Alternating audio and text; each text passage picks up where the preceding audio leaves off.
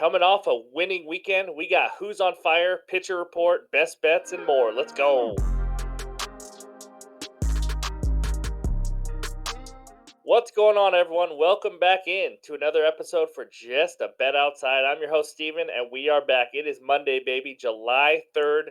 We got a huge show for you today. But first, how about a winning weekend? That's right, 4-2, hitting that Friday parlay, going 1-1 on Saturday, and won our only bet on Sunday. So we'll go over all those bets in just a little bit. I am sick. If you can't tell, bear with me. That's why I might sound a little bit more down, but I'm ready to roll still. Did all the work, so let's get going. We had a wild weekend of baseball. The Mariners beat the Rays in a series after losing to the Nationals in a series. Make that make sense. The Royals just destroyed the Dodgers 2 games in a row, and then the Braves may be the best offense I've ever seen in my entire life. Like seriously, it is absolutely insane what they are doing right now. I think they average like 8 runs a game in the last 3 games. It doesn't even make sense. But anyways, before we get into the big show, how about Movie Monday? That's right, we cannot skip over Movie Monday. Here is the category. Here we go. Your favorite character in a baseball movie. That's right. Any baseball movie. Who is your favorite character? I had a couple, but my main one is Hamilton Porter, the chubby catcher from The Sandlot. Oh man, he came up with the best line of ever that's ever been said. You're killing me, Smalls. You're killing me. That and all the things he said.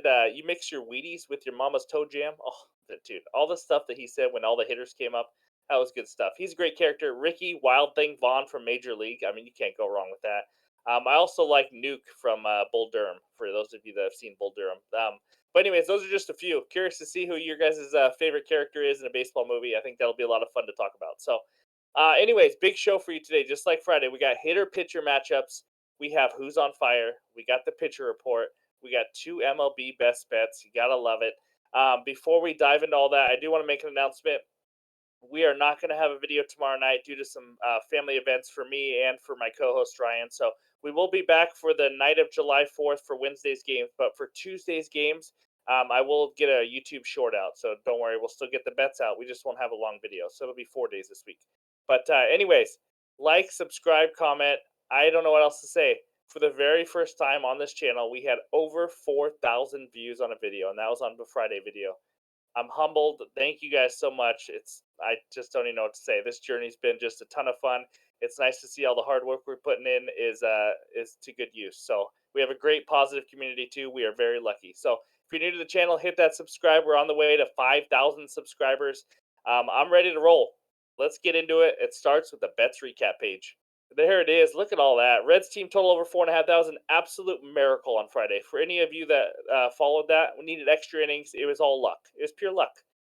Same game parlay. That one did not hit because the Rays went over that 9.5 total on their own. Thank you. And then the Friday parlay. So we won it, but it was a smaller win because the Yankees Cardinals game got postponed due to weather. So we hit the Rangers first five money line, the Giants team total thanks to a nice 2 or 3 run bomb late in the game. So we won 1.9 units. Didn't win the full 3 units, but hey, we'll take it. Saturday, a nice 1-1 split with the hitter parlay we won, and then the Dodgers choked against the Royals. And then today, these are the bets I gave out. I usually do a YouTube short on Saturday, but these Saturday and Sunday bets were all on Discord Premium for the members. I was just too sick. I didn't get any video out. So Sunday, we had a nice Acuna 1+ hit, got it in the first at bat of the game, and Braves money line, and they beat the Marlins. So that was a nice winner. 4-2. 2.80 or 2.90. Sorry, we won this weekend, and then that's not yesterday. It's actually the weekend. But season, we are in the plus money again, guys. We dug ourselves out of the hole. Now it's time to get on an absolute roll, and that starts today. And let's move on now to the good hitter matchups. All right, we got 5 good hitter matchups for you today, and it starts with Mr. Martin Maldonado. Yeah, what a elite hitter we're starting out with. Of the Houston Astros, 11 for 23, 3 doubles and 1 home run versus Martin Perez.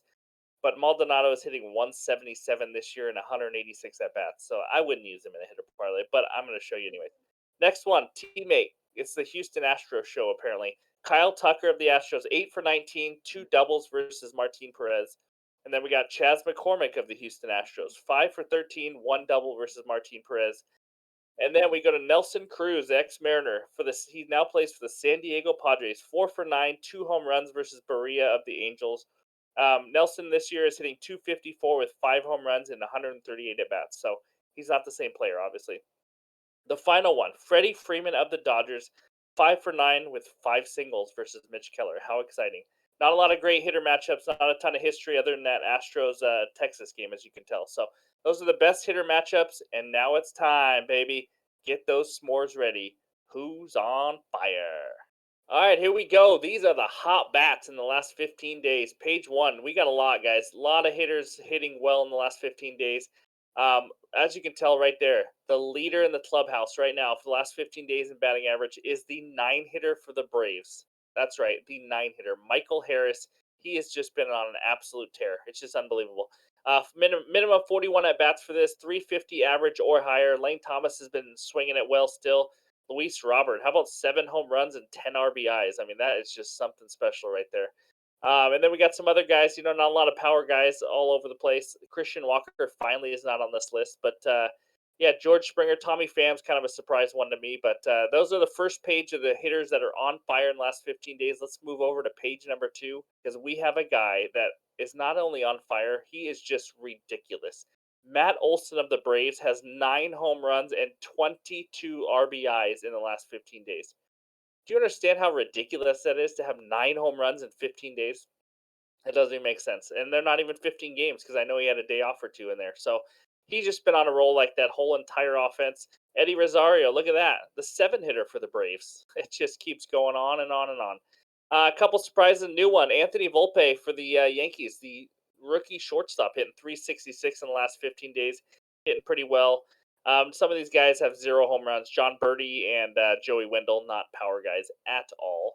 But Corey Seager makes his appearance like always. So and Luis Arias actually struggling at 377 compared to other 15-day lists we've had. So, anyways, those are the 2 pages for who's on fire. Hopefully that helps you out throughout the week. We'll have another one for the last 7 days on Friday, like we usually do. But that's what we got. Now it's time to move on to the good pitcher strikeout matchups. All right, it is time for the one and only pitcher strikeout matchup that we like today. That's right, there's only one today. Logan Webb versus the Mariners. Mariners' third highest K percentage versus righties in the last 30 days, 26.2% strikeout rate. Logan Webb has 106 strikeouts in 110.1 innings. Pretty good matchup. That's all we got, guys. That over under in that game, I think, is like 7 or 7.5. It's incredibly low. But I did kind of like Joe Ryan against the Royals, but Royals are like 10th or 11th. They've gotten a little bit better at strikeout percentage. I think they were like 22% or something like that. And Joe Ryan's not a bad strikeout pitcher, obviously. So that's not a bad one, also. That's all we got. Not a lot of great ones on this smaller slate of games. So that's what the pitcher strikeout matchups are. Now it's time for the pitcher report. All right, we got 10 games to go over. Let's look at the first 5 matchups right here. There is you remember, you got the strikeout percentage on the right side now, so we did add that. Good matchup in that first one, Javier and Perez. But keep in mind, Christian Javier has not been throwing the ball very well lately. Also, I think Martin Perez, he's a little bit better at home too. So that's one matchup. How about Mr. Christmas Tree himself, Luke Weaver of the Reds against Irvin? Irvin has surprisingly been pitching better for the Nationals. I don't know if he can keep it up, especially against this Reds offense, but that has a high over under, that's for sure. We're going to talk about that St. Louis Miami game. But Tyler Wells, a guy who keeps getting just kind of skipped over and not talked about much, he has been solid for the Baltimore Orioles. He is going against the guy who just threw the 24th perfect game in Major League Baseball history. I tend to like to fade those type of pitchers. I don't have a bet in that game yet. Orioles have been struggling on offense, and Austin Hayes might be out for the game too. So for this video, I'm staying away, but let's see how Herman responds to that crazy, crazy perfect game he just threw. But yeah, that's page one. Let's go check out the next pitchers in the last 5 games of the day. We got, here's an interesting matchup. Gavin Williams for the Guardians. Oh, I almost said it. He's a young rookie that everybody loves, top prospect. He just threw against the Royals and the A's. That's it. So 2 terrible teams, but he threw well, and people are very high on this guy. And now he gets the Braves offense. So I am really curious. Yuri Perez of the Marlins was just having a good year, and then faced the Braves and got hit around. So we'll see how Williams does. Royals are throwing a bullpen guy, Austin Cox, in there. He'll probably just go a few innings. Joe Ryan it dominates that matchup right there. Blake Snell, obviously, he's been on absolute rolls, striking out a ton of people. And then we got Woo Woo Woo for the Mariners going against Logan Webb in a pitcher's duel. Woo's been pretty good, as you can tell by that expected ERA and that high K percentage that he has, just almost like Snell. Dodgers do not have a pitcher listed going against Mitch Keller, so that's kind of tough to tell. But we got some interesting pitching matchups. Hopefully, you guys can take a screenshot, check this out, and it helps you guys with betting and it helps you win some money. So that's what we got for the pitcher report. And now it's time for the best bets. All right, game number one takes us out to Milwaukee. We got the Brewers hosting the Cubbies. Cubs money line minus 110. Brewers money line minus 110. Over under of 9 runs. We got to pick them in this game. My best bet under 9 runs at minus 120 on DraftKings. If you can only get it at 8.5, because I think it is moving, I still like it at 8.5. Obviously, I don't think this game's going to land on 9, or I wouldn't bet that. Let's go over the matchup. Drew Smiley, the lefty, is on the mound for the Cubs. He's coming off his worst outing of the season versus the Phillies. But overall in the season, 3.96 ERA, 3.97 expected ERA, as you guys saw. He's been really good at limiting contact, only 24%, which is in the 83rd percentile of pitchers. He can give up some home runs, but let me say this about the Brewers offense. They can't hit lefties very well. They are bottom half of the league in OPS and ISO power versus lefties in the last 30 days, and they've been bad all year.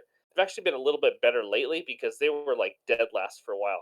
So this is not a matchup that I think where Drew Smiley's going to get rocked or anything like that. Plus, the Cubbies have one of the better bullpens in the last month or two of the season. So, and then we got Julio Teheran also coming off his worst outing of the season. That's right. I'm taking two guys who had the worst game they've pitched all season, but they've been good other than that. If you take out his last game for Julio Teheran, he's only given up 6 earned runs in the other 35.1 innings this year. That's how good he's been. I'm surprised by it myself. Somehow he's revamped his career. I don't know how, but here's one part of it. He has a 5% walk rate. I mean, this guy is making the hitters earn it. He also is only giving up 6.6 hits per 9 innings, which is elite. So if you're not walking guys, not giving up a lot of hits, kind of hard to score. You know what that means? You have a low whip, and he does 0.93 whip. His curveball and changeup have been his best pitches. His cutter has also been up there, but his off speed has just been really good. So he was throwing a little faster back in the day, but he's still missing bats, limiting some hard contact. The Cubs offense, 23rd WRC plus and OPS, and they are third to last WRC plus on the road. So when they're away from Wrigley, they're even worse. So I just think this matchup, guys, we're talking about two average offenses at best and two pretty decent pitchers, and we get 9 runs. That's a lot. That's just too many for me. So I will take the under 9 runs. I see this being like a 4-3 game, something like that, maybe even a 3-2 game.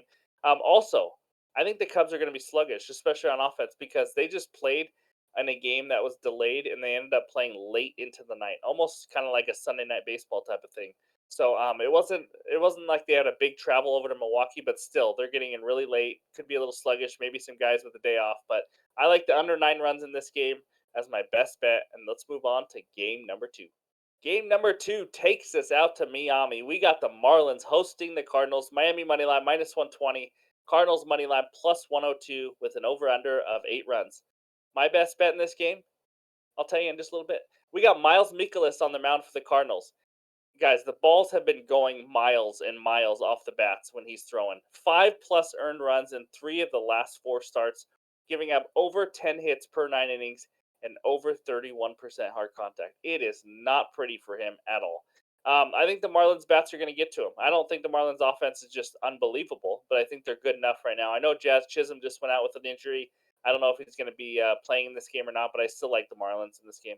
Oh, there you go. A little sneak peek of what I got. Cards bullpen, 5.36 ERA in the last month. That is not good. How about the 7th worst Sierra, which is a way to predict the ERA, as we've talked about before? It's just not pretty. The Marlins, Braxton Garrett is on the mound. The first round pick, he's been pitching really well, kind of sneaky, under the radar. He's given up 1 or less earned run in 5 of the last 6 games. That is just wild to me. 27.7% K rate. He's an elite ground ball pitcher, only giving up 50, or not only, he is giving up 55% ground balls. He keeps it on the ground, which is very helpful, obviously. He relies on those ground balls and he relies on his control because his walk rate is 4.5%. I mean, that's just, if you're going to have balls coming off the bat on the ground and you're not going to walk and give anybody free passes, you're going to be a good pitcher, and he is. The Cardinals offense, bottom 5 in the last month versus left-handed pitching in WRC plus, OPS, ISO power. They don't have a lot of power versus lefties. That's just, I don't know how it happened this year, but they were usually good against lefties. They just haven't been. They're hitting 222 versus left-handed pitching in the last month. That's not pretty. My best bet, you can already guess it. Marlins money line at minus 120. I just think they're a better team, guys. I mean, we're talking 48-37 they are. But guess what? They've played the Braves 10 times and they went 1-9 against the Braves. 1-9. If you take that away, they are 47-28 on the season, 19 games over 500 against the entire league except for the Braves. I mean, guys, I'm surprised too. I know it's crazy. The Fish are a legit team right now. I'm not saying they're going to keep this pace up forever, but they're playing well. That's for sure.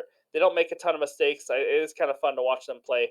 They do need some more offense, obviously, if they want to really contend. But I like it. They're the better team. The Cardinals have struggled all year. The Marlins are playing well. I think this minus 120 is a little disrespectful to the Marlins. So give me the Marlins on the money line at minus 120 as my final best bet.